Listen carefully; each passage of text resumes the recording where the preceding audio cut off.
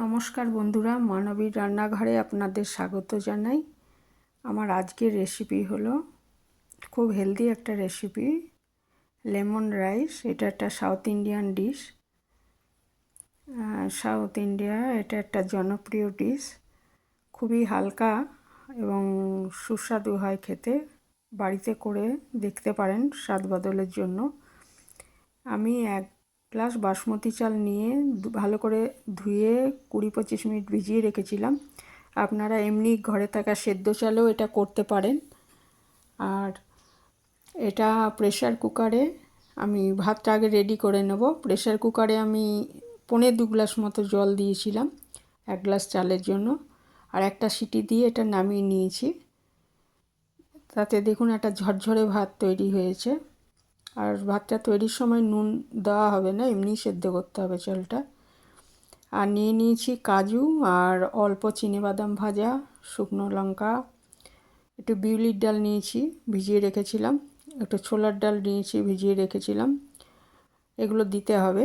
আর একটা কড়াইতে সাদা তেল নিয়েছি 2 চামচ। এটা তিল তেল নিতে পারেন, অলিভ অয়েল নিতে পারেন, যা ইচ্ছা সাদা তেল নেবেন।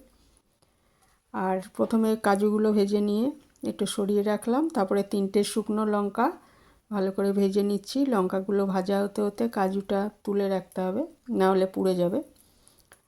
তারপরে আমি লঙ্কাটা ভাজা হয়ে গেলে এর মধ্যে সর্ষে ফোড়ন দিয়ে দিলাম। সর্ষেগুলো এরকম ফাটতে থাকবে, তখন এটা তার মানে হয়ে গেছে ফোড়নটা ভাজা। তারপর এতে আমি দিয়ে দিয়েছি 1/2 চামচ খুব মিহি করে কুচানো আদা। এটা মিহি করে কুচাতে হবে যাতে ভালো মতো ভাজা হয়ে যায়। আর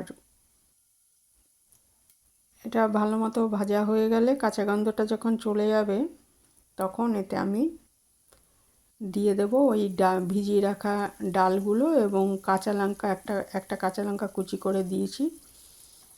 আর ওই ডালগুলো আমি ভেজে নেব 3-4 মিনিট। তার কারণ হচ্ছে ওগুলো তো ভাতটা তো রেডি, ওগুলো সেদ্ধ হতে হবে ডালগুলো, সেই জন্য 3-4 মিনিট ভালো করে ভেজে নেব। আর তারপরে এটা 3-4 মিনিট ভেজে নেওয়ার পর এরপরে আমি এতে দিয়ে দেবো 25-30টা কারি পাতা। আর একটু এর মধ্যে হলুদ দিয়ে দিয়েছি, হলুদটা বেশি দেবেন না, বেশি হলুদ ভালো লাগবে না এর মধ্যে। আর এর মধ্যে আমি 1.5 চামচ নুন দিয়ে দেব। যে যেরকম চাল নেবেন সেই অনুযায়ী নুনটা দেবেন।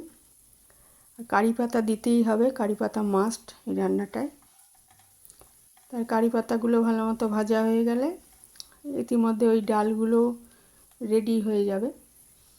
তারপর এতে ওই আমি যে ভাতটা করে রেখেছি সেটা আস্তে আস্তে এর সাথে মিশিয়ে দেবো। আর এতে মিষ্টি একদমই দেওয়া হয় না এই রান্নাটায়, কাজে মিষ্টি দেবেন না। আর কাজু আর চিনাবাদামটা দিয়ে দেবো। চিনাবাদাম যারা কাঁচা নেবেন তারা আগে একটু ভেজে নেবেন।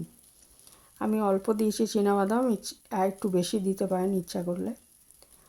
আর ভাতটা দিয়ে পুরো ভাতটা দিয়ে ভালো করে নাড়াচাড়া করে পুরো মেশানোর পর তারপর লেবুর রস দিতে হবে। আমি একটা লেবুর রস দিয়েছি, প্রথমে অর্ধেকটা দিয়েছিলাম, তারপরে আরও অর্ধেকটা রস মিশিয়েছি। তো এটা স্বাদ মতো দেবেন আর কি, যে যেরকম টক খেতে পছন্দ করেন। এটা একটা টক ভাব আসবে ভাতটার মধ্যে। আর লেবুটা কিন্তু, লেবুর রসটা যখন আমরা মেশাবো তখন কিন্তু আমার গ্যাসটা বন্ধ করে দিতে হবে, মানে গ্যাসটা চালু থাকা অবস্থায় আমি লেবুর রস দেব না, কারণ হচ্ছে তাতে তিতো হয়ে যাবে, তিতো হয়ে যাওয়ার সম্ভাবনা রয়েছে। কাজেই সম্পূর্ণ মেশানো হয়ে গেলে গ্যাসটাকে বন্ধ করে তারপরেই লেবুর রস দিতে হবে। আর ব্যাস, তাহলেই আমার এই লেমন রাইস তৈরি হয়ে গেল। এটা দক্ষিণ ভারতে খুবই জনপ্রিয়। মুখের রুচি ফেরাতে বা স্বাদ বদল করতে এটা করে দেখতে পারেন, যারা করেন তারা তো জানেনই।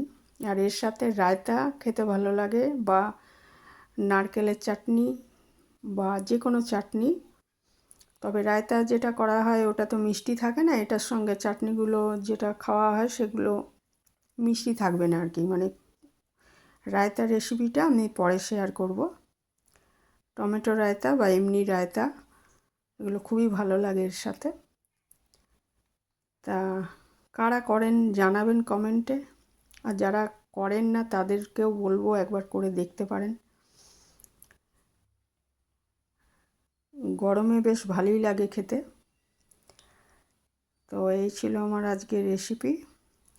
ধন্যবাদ, ভালো থাকবেন সবাই, এখানেই শেষ করছি।